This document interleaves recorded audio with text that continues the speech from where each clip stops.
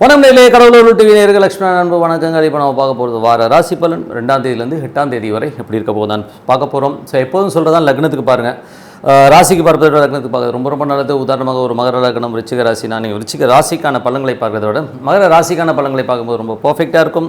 First வரது பொது பலன்கள், அதுக்கப்புறம் பார்த்திங்கன்னா தசாபுத்தி பலன்கள் வரும். ஸோ உங்களுடைய என்ன தசாபுத்தி அந்த நடக்குதோ அதை வந்து மிங்கிள் பண்ணி நீங்கள் பார்க்கும்போது பர்ஃபெக்டாக வரும். ஸோ வீடியோட எண்டில் டிப் ஆஃப் த வீக் இருக்குது, மறக்காமல் பாருங்கள். மீனராசிக்கு வந்து பார்த்திங்கன்னா உங்களுக்கு ராசி அதிபதி குரு. ஸோ குரு வந்து பார்த்திங்கன்னா உங்களுக்கு வந்து 3இல் இருக்கார். ஸோ உங்களுக்கு வந்து 10ஆம் அதிபதி 3 புதிய தொழில் ஒப்பந்தங்கள் வருவதற்கான வாய்ப்புகள் இருக்குது. சில பேருக்கு வந்து பார்த்திங்கன்னா தொழில் ரீதியான விஷயம் நிறைய பிரயாணங்கள் பண்ணுறதுக்கான வாய்ப்புகளை நிறைய ஏற்படுத்தும். அதில் வந்து ரொம்ப சிறப்பு தான். சில பேருக்கு வந்து சொத்துக்கள் சம்மந்தமான விஷயங்கள் நல்ல வருமானங்கள் வருவதற்கான வாய்ப்புகளையும் ஏற்படுத்துங்க. ஸோ எல்லாமே ரொம்ப நல்ல விஷயங்கள் தான். அதுக்கப்புறம் பார்க்கும்போது உங்களுக்கு 3 மற்றும் 8ஆம் அதிபதியான சுக்கிரன் வந்து 7இல் வந்து நீச்சமாக இருக்கும்போது தேவையில்லாத ஒரு மன உளைச்சல் மனைவியால் வருவதற்கான வாய்ப்பு இருக்குது. அவமானப்படுத்துவாங்க. ஸோ கணவன் மனைவிக்குள்ள அவமானங்கள் ஏற்படுவதற்கான வாய்ப்புகளும் கொஞ்சம் அதெல்லாம் தடுத்துக்கணும். பெண்கள் சம்மந்தமான விஷயங்கள் கொஞ்சம் கவனமாக இருக்கணும். காமம் சார்ந்த விஷயங்களும் கொஞ்சம் கேர்ஃபுல்லாக இருக்க வேண்டியது ரொம்ப அவசியங்க. 4ஆம் அதிபதியான புதன் வந்து 5இல் வந்து வக்கரமாக இருக்கும்போது தாயாரோடைய பிடிவாதம் அதிகமாக இருக்கிறதுக்கான வாய்ப்புகள், மனைவியும் வந்து ஒரு சில விஷயங்கள் விட்டு கொடுக்காம ரொம்ப பிடிவாதமாக கொஞ்சம் மன உளைச்சல் கொடுக்கறதுக்கான வாய்ப்புகள் இருக்குது. 5ஆம் அதிபதி வந்து 5ஆம் சந்திரன் வந்து சிறப்பான பலன்களை கொடுத்தாலும் கொஞ்சம் புதன் வியாழனில் மட்டும் கொஞ்சம் எமோஷன்ஸாக இருக்கிறதுக்கான வாய்ப்பு கொஞ்சம் கவனமாக இருக்கணும். மற்றபடி வந்து பார்த்திங்கன்னா குழந்தைகள் வந்து ஒரு சில விஷயங்கள் வந்து ரொம்ப பிடிவாதமாக இருப்பாங்க, எனக்கு அதுதான் வேணும்னு. ஸோ அதனால் கொஞ்சம் சின்னதாக ஒரு டென்ஷன் வந்து போகிறதுக்கான வாய்ப்புகளும் இருக்குங்க.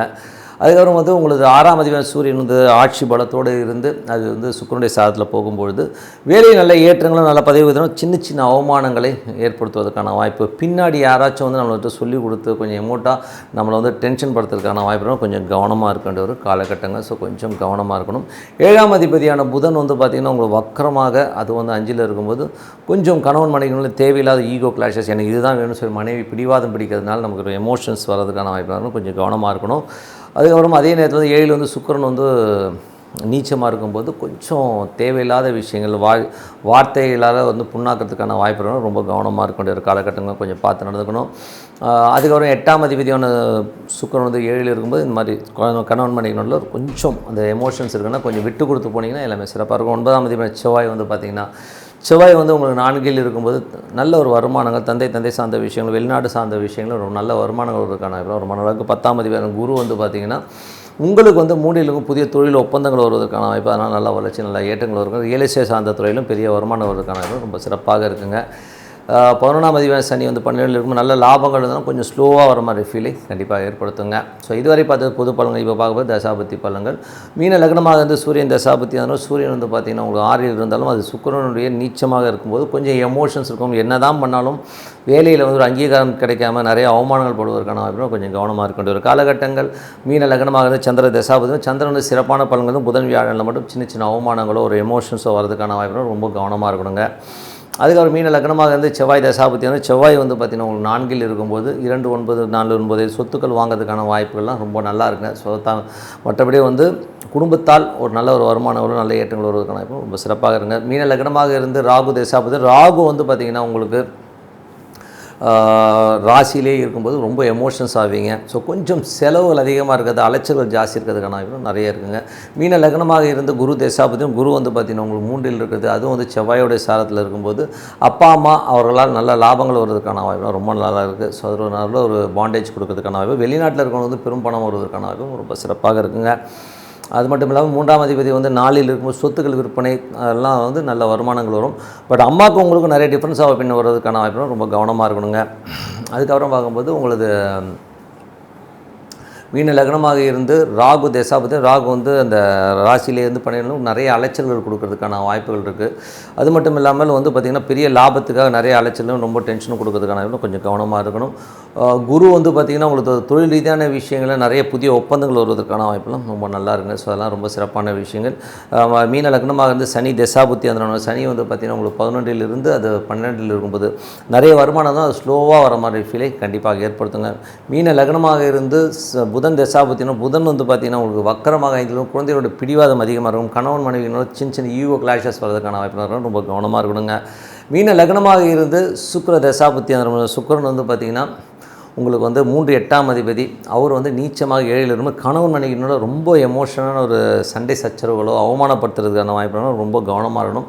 தேவையில்லாமல் அந்த வாக்குவாதங்களை வந்து தவிர்த்துக்கிறது ரொம்ப ரொம்ப நல்லதுங்க. ஸோ 7ல் கேது, அதுவும் சுக்கிரன் கேது இருக்கும்போது மனைவிக்கு வந்து ரொம்ப எமோஷன்ஸும் ஸ்ட்ரெஸ்ஸும் வரும். தேவையில்லாத சந்தேகங்களை வந்து மைண்டில் போட்டுக்கிட்டு அதனால் வந்து நான் அதை பண்ணுறேன் இதை பண்ணேன் சட்ட ரீதியாகவும் வந்து முடிவெடுக்க போகிறேன் ஆய்வுன்னு கத்துவாங்க. எல்லாம் ஓரம் போட்டுட்டு இருக்கிற வேலையை பாருங்கள். இப்போதைக்கு வந்து ஒரு 15-20 நாள் இந்த விஷயத்தை ஆஃப் பண்ணி இருக்கிறது ரொம்ப ரொம்ப நல்லதுங்க. ஸோ நல்ல விஷயங்கள் நல்ல மாற்றங்களாக ஒரு பிரார்த்தனை ரொம்ப ரொம்ப அவசியம். மனதார இறைவனை பிரார்த்தனை கண்டிப்பாக அடுத்த லெவல் போகிறதுக்கான இவ்வளோ ரொம்ப சிறப்பாக இருக்குது. Tip of the week. So tip of the வீக்கில் வந்து இப்போ நம்ம பார்க்க போகிறதுனா யோகங்கள். ஸோ நமக்கு வந்து எந்த யோகங்கள் இருந்தாலும் அந்த யோகங்கள் எப்போ நமக்கு பலன் தரும் அப்படிங்கிற ஒரு விஷயத்தை நம்ம பார்ப்போம். ஸோ நிறைய ஜாதகங்கள் பார்க்குறவங்க வந்து பார்த்திங்கன்னா உங்களுக்கு கஜகேசரி யோகம் இருக்குங்க, சந்திரமங்கல யோகம் இருக்குங்க அப்படின்னு சொல்லிட்டு அடிக்கிட்டே போவாங்க. ஸோ அந்த யோகங்கள்லாம் வேலை செய்யுமா அப்படின்னா யோகங்கள்லாம் ஒன்றும் பெருசாக வேலை செய்யாதுங்க. ஏன்னா வந்து அந்த தசா புத்தி அந்தரங்கள் வந்தால் தான் வேலை செய்யுமோ இல்லையா. ஒரு ஜாதகத்தில் வந்து ஒரு யோகம் இருக்குன்னா அது அப்படியே எல்லாருக்கும் வேலை செய்யணும், வேலை செய்யவே செய்யாது. நிறைய பேர் அந்த ஒரு மாயையிலே வந்து மாட்டிகிட்டு இருக்காங்க. அதே மாதிரி ஒரு கிரகம் வந்து ஒரு கெட்ட இடத்துல இருக்குது, நீச்சமாக இருக்கணும்னு ஐயோ நீச்சமாயிருச்சுங்க அவ்வளோதாங்க அந்த பார்ட்டே ஓவருங்க. ஒருத்தனை வந்து நாளில் வந்து சந்திரன் நீச்சனா அவ்வளோதாங்க அம்மா அவ்வளோதாங்க முடிஞ்சு போச்சுங்க சோழி முடிஞ்சு போச்சுங்கிற அளவுக்கு ஃபீல் பண்ணுவாங்க. அப்படிலாம் கிடையாதுங்க. அதாவது ஒரு கிரகம் நீச்சமாச்சுன்னா அந்த தசாபுத்தி காலங்கள்லையும் அந்த அந்தரங்கள் காலங்களில் மட்டும்தான் பாதிப்பை கொடுக்கும்.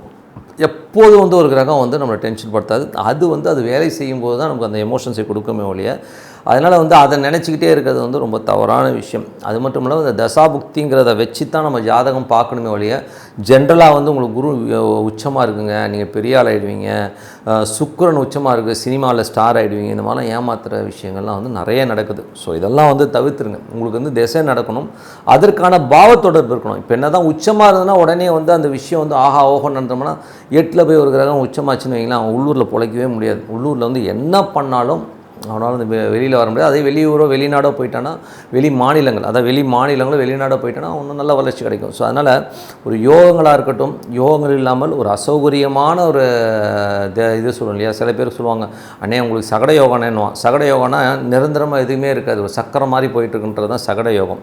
அதாவது கிராஃப் போயிட்டே இருக்கும். ஒரு காலத்தில் பார்த்தீங்கன்னா மேலே இருப்பான், திடீர்னு பார்த்தீங்கன்னா 6 மாதம் வச்சு கீழே இருப்பான், திருப்பி ஒரு வருஷம் ஓஹோன்னு இருக்கிற மாதிரி இருக்கும். ஸோ இது ஒரு சகட யோகம். சகட யோகம் கூட பார்த்திங்கன்னா அது எல்லாருக்கும் எப்போதுமே இருக்காது. அந்த தசா புத்தியை வச்சு தான் யோகங்கள் வரும். ஒரு சில ஜாதகங்கள் பார்ப்போம் ஒன்றுமே இருக்காது, ஆட்சி இருக்காது, உச்சம் இருக்காது, எதுவுமே இருக்காது, எல்லாமே நார்மலாக இருக்கும். ஆனால் அவன் ஓஹோன்னு இருப்பான். காரணம் என்ன தெரியுங்களா, அந்த தசா புத்திகள் நல்ல இடத்துலேருந்து தசா நடந்துகிட்ருக்கும், அவ்வளோதான், வேறு ஒன்றுமே கிடையாது. பெரிய யோகங்கள் வந்து அப்படி தான் வேலை செய்ய முடியும். தேவையில்லாமல் வந்து பார்த்திங்கன்னா இப்படி ஆகிடும் அப்படி ஆகிடும் சொல்லிட்டு நிறைய பேருக்கு. அதே மாதிரி இந்த பொருத்தம் பார்க்கும்போதெல்லாம் பார்த்திங்கன்னா கண்ணாமண்ணு போட்டு சொதப்பி வச்சிடுறாங்க. ஸோ அதனால் வந்து தசா புத்திகளுக்கு நீங்கள் வந்து முதல்ல வந்து அதுக்கு வந்து ஒரு அங்கீகாரம் கொடுத்து நீங்கள் வந்து பொருத்தம் பார்த்தீங்கன்னா தான் அந்த திருமண வாழ்க்கை நல்லாயிருக்கும். சும்மா ஜென்ரலாக வந்து ஒரு 10 பொருத்தம் இருக்குது சூப்பரு அப்படின்னு சொல்லிட்டு 9 பொருத்தம் இருக்குது அப்படின்னு சொல்லி டிக் அடிச்சுட்டு போய் கொடுக்குறது தான் வந்து சரி வராது. ஏன்னா வந்து இதுக்கு முன்னாடி ஒரு ஜாதகம் கூட பார்த்தேன். அதெல்லாம் பார்த்தோன்னா அவங்க வந்து அதில் அவங்க சொல்லியிருக்கிறது என்னென்னா இந்த பொண்ணுக்கு பையனுக்கு வந்து ஓகேங்க நட்சத்திர பொருத்தம் இருக்குது ஓகே பண்ணிடலாம், அந்த பொண்ணு கேது நட்சத்திரம் பொறுத்தது இவருக்கு வந்து ராகுடைய நட்சத்திரம் அந்த பையனோட இது எல்லாமே டிக் அடிச்சிட்டாங்க. வந்து இது பொருந்தாதுங்க. காரணம் என்னென்னா அந்த பையனுக்கு வந்து 6ஆம் அதிபதியுடைய திசை நடக்குது. ஸோ 6ஆம் அதிபதி திசையாக நடத்துனதுன்னா மேக்ஸிமம் வந்து திருமணத்தை அவாய்ட் பண்ணிக்கிறது நல்லது. இல்லைனா வந்து கணவன் ஒரு ஊர்லேயோ மனைவி வெளிநாட்டிலையோ வெளியூர்லேயோ வந்து கணவன் இருக்கணும், மனைவி ஒரு ஊரில் இருந்தால் தான் அந்த திருமண வாழ்க்கை கரெக்டாக வரும். 2 பேரும் ஒரே இடத்துல வந்து 6ஆம் அதிபதி திசை நடக்கும்போது ஒரே ஊர்லேயோ ஒரே வீட்டில் இருந்தாங்கன்னா கண்டிப்பாக ஒரு பிரச்சனைகள் வந்துட்டுருக்கும். ஸோ அதனால் தசாபுக்திகளுக்கு வந்து முக்கியமாக நம்ம வந்து இது கொடுக்கணும், அதாவது அந்த அங்கீகாரத்தை கொடுத்தாகணும். அது இல்லாமல் வந்து நீங்கள் ஜென்ரலாக வந்து பார்த்துட்டு எனக்கு இந்த யோகம் இருக்குது அந்த யோகம் இருக்குது ஓஹோன்னு வந்துடும் அப்படி இப்படின்னு சொல்கிறதுலாம் வந்து ஒரு சரி வராதுங்கிறது தான் உண்மையான விஷயம்.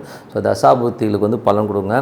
அதே மாதிரி என்ன ஒரு விஷயங்கள் நடக்கணும்னாலும் பிரார்த்தனை ரொம்ப அவசியம். ஸோ நீங்கள் வந்து எதையுமே பார்க்கணும், டெய்லி ஒரு பிரார்த்தனை வச்சு மனதார எல்லோரும் நல்லா இருக்கணும் நான் நல்லா இருக்கணும்னு நினச்சிட்டு இறைவனை ஒரே சாமி அதுக்குன்னு இன்றைக்கி ஒரு சாமி நாளைக்கு ஒரு சாமிலாம் இருக்கணும், ஒரே சாமியை வந்து மனதார வந்து நீங்கள் பிரார்த்தனை பண்ணும்போது கண்டிப்பாக அடுத்த லெவல் போகிறதுக்கான ரொம்ப சிறப்பாக இருக்குது. ஸோ நல்ல விஷயங்கள் நல்ல மாற்றங்கள்லாம் பிரார்த்தனை ரொம்ப ரொம்ப அவசியம். பிரார்த்தனை பண்ணுங்கள், சிறப்பான வாழ்க்கை உங்களுக்காக இருக்குன்னு சொல்லிட்டு உங்களது விடைபெறுவது உங்கள் லட்சுமி நாராயணன். கடவுள் அருள் டிவியை பார்த்தமைக்கு நன்றிகள். மேலும் இது போன்ற தகவல்களை தெரிந்து கொள்ள கடவுள் அருள் டிவியை சப்ஸ்கிரைப் செய்யுங்கள். மறக்காமல் பெல் ஐக்கானை கிளிக் செய்யுங்கள்.